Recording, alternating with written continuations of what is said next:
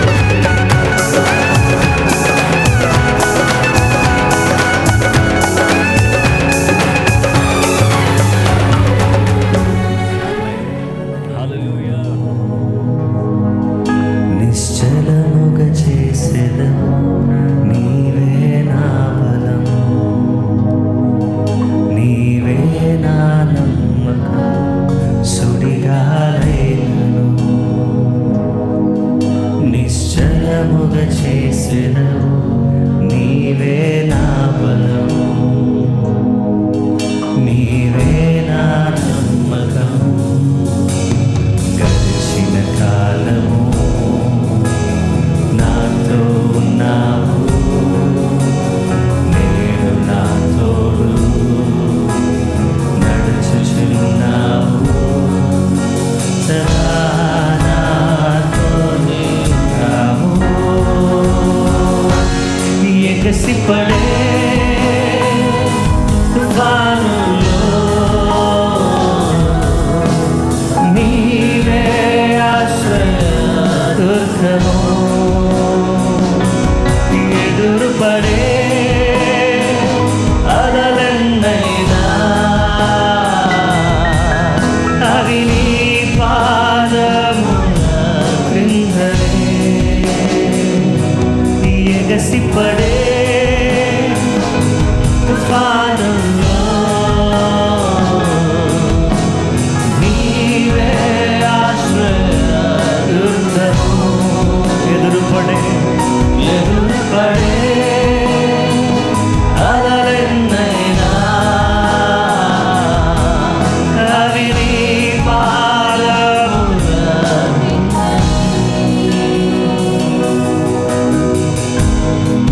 వ్యాధి నన్ను చుట్టిన,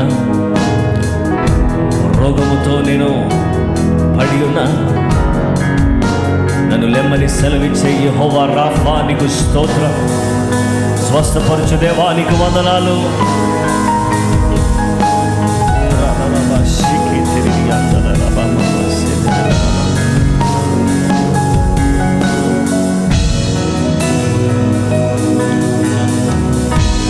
వ్యాధి నన్ను చుట్టిన,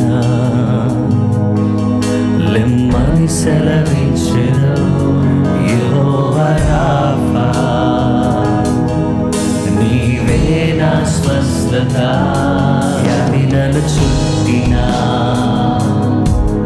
లెమ్మని సెలవిచ్చెను యెహోవా రాఫా, నీవే నా స్వస్థత. గడిచిన కాలము నాతో ఉన్నావు, నేను నా తోడు నడుచుచున్నావు. సదా నాతోనే ఉంటావు. ఎగసిపడే తుఫానులో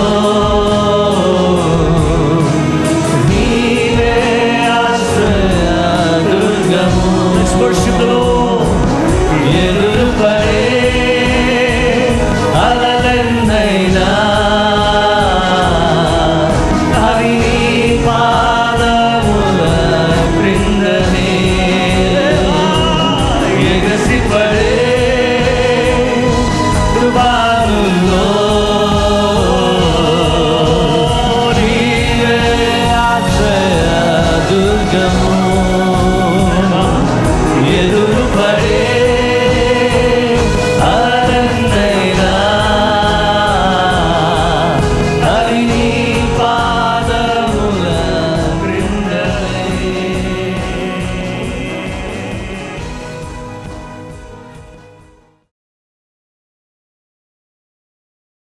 ఈ ఉదయకాలం మిమ్మల్ని అందరినీ ప్రేమతో ప్రార్థనా పోరాటానికి ఆహ్వానిస్తున్నాను. క్రీస్తునందు ప్రియమైన వార్లారా, మనమందరం కూడా దేవుని స్తుతించి ఆరాధించి మహిమపరిచే ఈ చక్కటి అవకాశాన్ని దేవుడు మనకు దయచేశారు. అలాగే ఈ దినమున దేవుని యొక్క వాక్యాన్ని మనం ధ్యానం చేయబోతున్నాం. మన ధ్యానాంశము డివైన్ స్ట్రాటజీస్, దైవిక వ్యూహములు అనే అంశాన్ని గురించి దేవుని వాక్యాన్ని మనం వినబోతున్నాం.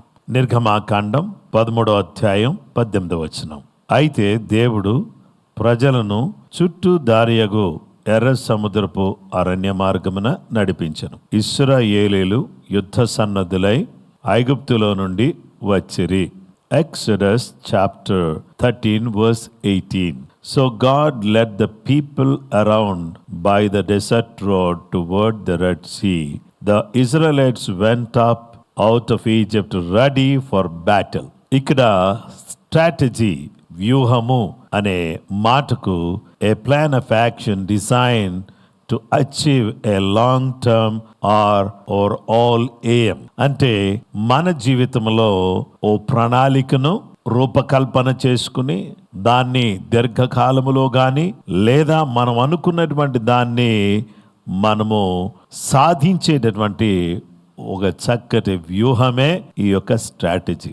దేవుని వాక్యాన్ని మనం చూస్తే కొన్ని సందర్భాల్లో దేవుడు మనల్ని చాలా దూర మార్గములో నుంచి దేవుడు తీసుకుని వెళ్తాడు. ఇలా దూరం తీసుకెళ్ళడం వల్ల ఆయన కొన్ని పనులు మన జీవితంలో చేస్తాడు. ఆయన వ్యూహం ఏంటంటే ఆయన మన యొక్క విశ్వాసాన్ని కడతాడు. He build our faith. రెండవది ఆయన మనల్ని బలపరుస్తాడు. ఆ తర్వాత మన యొక్క గుణశీలమును ఆయన బలపరిచి మన స్థితిని మార్చి మనకు విజయాన్ని దయచేస్తాడు. ఈ విషయంలో దేవుడు నమ్మదగిన దేవుడుగా ఉన్నాడు. అలాగే కొన్ని సందర్భాల్లోనేమో దేవుడు చాలా దూర మార్గాల్లో తీసుకుని వెళ్తాడు.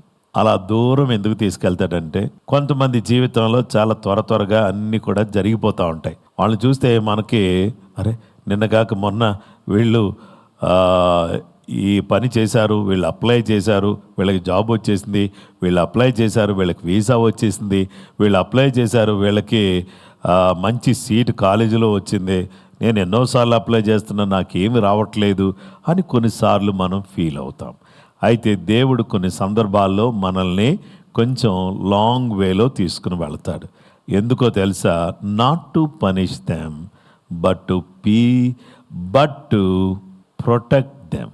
దేవుని బిడ్డలారా, not to punish them but to build and protect them. దేవుడేదో మనల్ని శిక్షించటానికి కాదు, మనల్ని కాపాడడం కోసం ఈ దూర మార్గంలోకి దేవుడు మనల్ని తీసుకుని వెళతాడు. కనుక ఈరోజు దేవుని వాక్యాన్ని మనం గమనించినట్లయితే మొదటి విషయం ఈరోజు మనం ధ్యానం చేయబోతున్నాం. ఆ మొదటి విషయం ఏంటంటే God's route is not always the shortest. దేవుని మార్గం ఎప్పుడు దగ్గర కాదు. దేవుని మార్గం ఎప్పుడు కూడా దగ్గర కాదు. అది ఎప్పుడు కూడా దూర మార్గమే ఉంటుంది. అందుకనే ఇందాకే మనం చదివిన మాట మరొక్కసారి చదువుకుందామా? నిర్గమాకాండం 13:18. అయితే దేవుడు ప్రజలను చుట్టుదారియగు ఎర్ర సముద్రపు అరణ్య మార్గమును నడిపించాను. ఇశ్రాయేలీయులు యుద్ధ సన్నద్ధులై ఐగుప్తులో నుండి వచ్చిరి. దేవుని వాక్యాన్ని మనం చూస్తే దేవుడు తన ప్రజలను నడిపిస్తూ ఉన్నాడు. అంటే కాస్త చుట్టూ దారిలో తీసుకొస్తున్నాడు. ఆ డెసర్ట్ రోడ్లో దేవుడు వారిని తీసుకుని వచ్చి వారిని ఏం చేస్తున్నాడంటే, ఎందుకు తీసుకొస్తున్నాడంటే వారి విషయంలో దేవుడు ప్రణాళిక కలిగి ఉన్నాడు. The direct route from Egypt to Canaan would have taken 11 days. ఏం జరుగుతుందంటే ఈ యొక్క ఐగుప్తు నుంచి కానానుకు వెళ్ళేటటువంటి ఆ దారి ఇంచుమించు 11 రోజులు పడుద్ది. కానీ దాన్ని 40 years వాళ్ళు ఏం చేశారంటే 40 సంవత్సరాలు ఈ అరణ్య ప్రదేశంలో వాళ్ళు సంచరించారు. ఎందుకు అలా చేశాడు దేవుడు? ద్వితీయోపదేశకాండం 1వ అధ్యాయం 2వ వచనం. హోరేబు నుండి షేయూరు మన్యపు మార్గముగా కాదేశు బర్నియకు 11 దినముల ప్రయాణము. ఇది 11 days జర్నీ.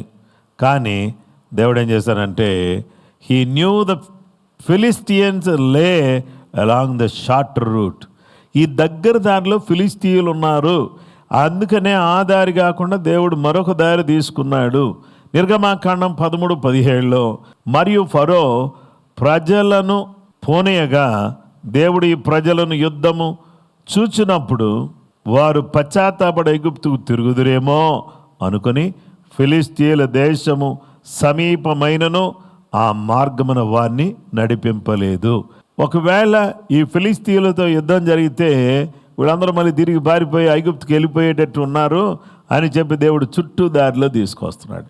దగ్గర దారిలో కాకుండా చుట్టూ తిప్పి తీసుకొస్తున్నాడు. ఎందుకంటే ఇక్కడ ఫిలిస్తీయులు ఉన్నారు ఈ దారిలో. అది ఎవరికి తెలీదు? ఇశ్రాయేలీలు తెలీదు.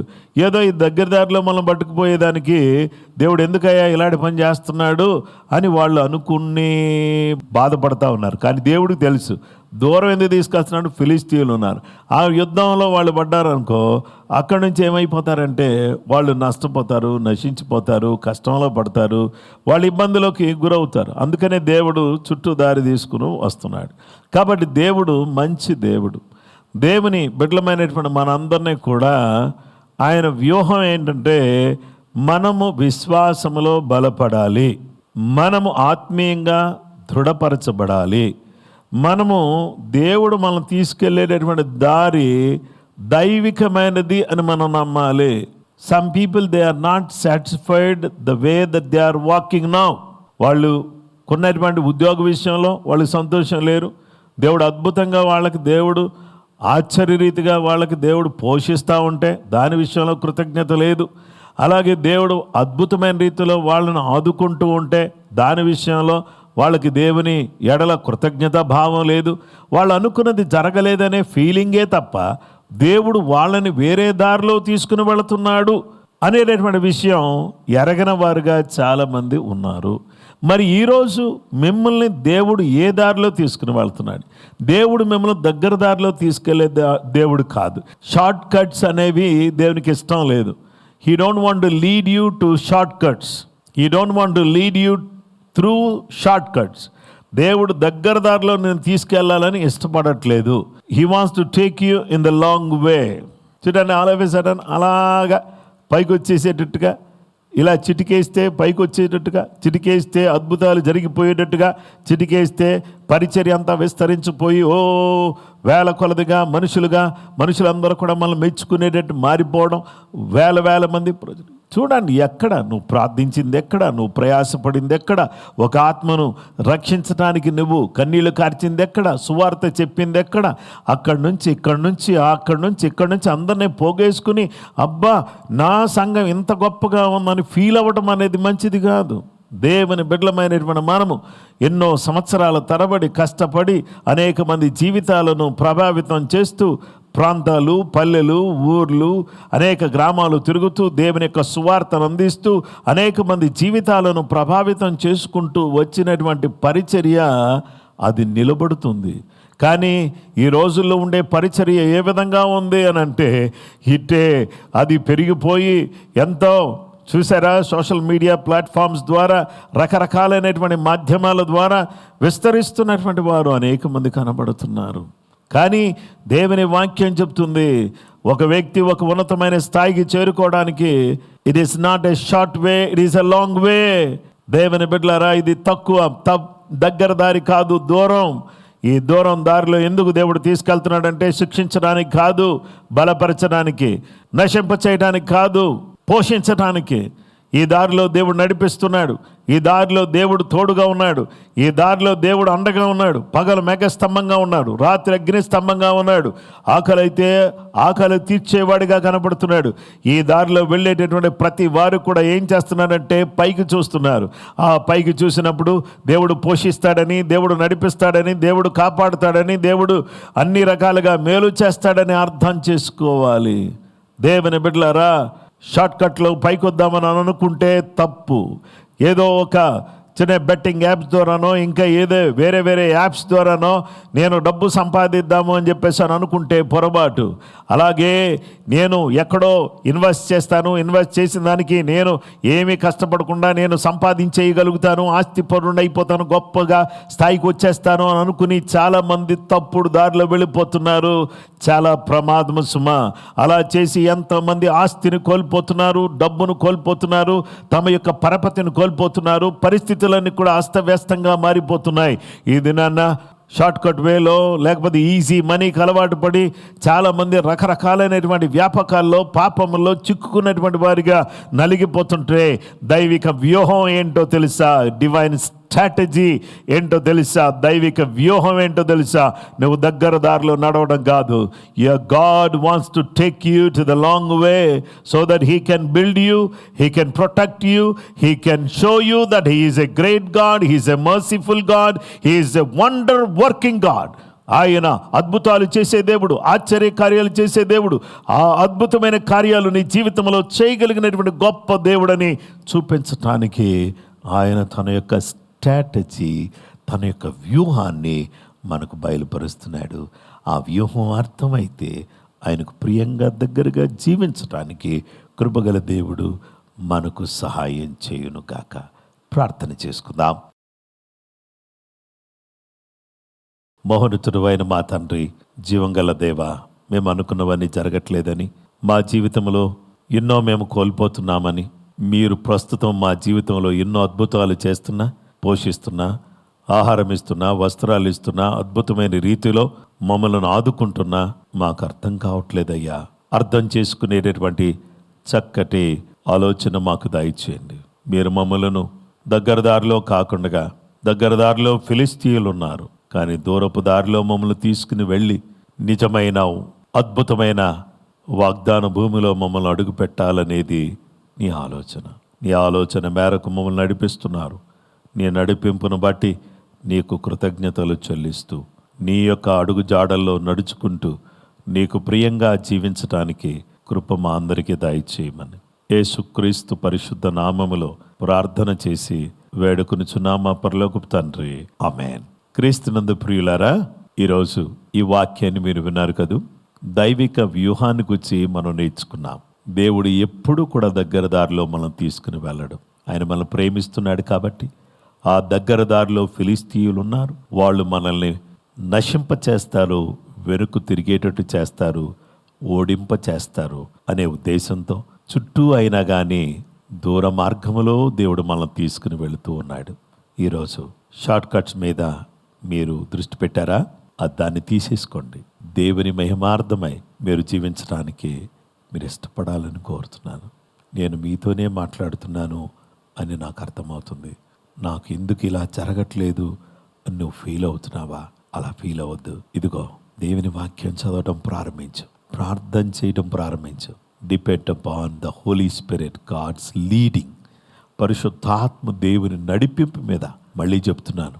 వాక్యం, రెండవది ప్రార్థన, మూడవది పరిశుద్ధాత్మ నడిపింపు మీద నువ్వు ఆధారపడితే నిశ్చయంగా నువ్వు చేరవలసిన స్థలానికి సురక్షితంగా, సంతోషంగా నిన్ను చేరుస్తాడు. ఆ మంచి దేవుని యొక్క ప్రణాళికను అర్థం చేసుకుందాం. రేపు కూడా దీనికి వచ్చి సవివరంగా కొన్ని విషయాలు మీతో చెప్తాను. దయచేసి అందరూ కూడా ఈ ఛానల్ని సబ్స్క్రైబ్ చేయండి, లైక్ చేయండి, వేరే వాళ్ళకి షేర్ చేయటం మర్చిపోకండి. కృప మీకు తోడయును గాక. Praise the lord.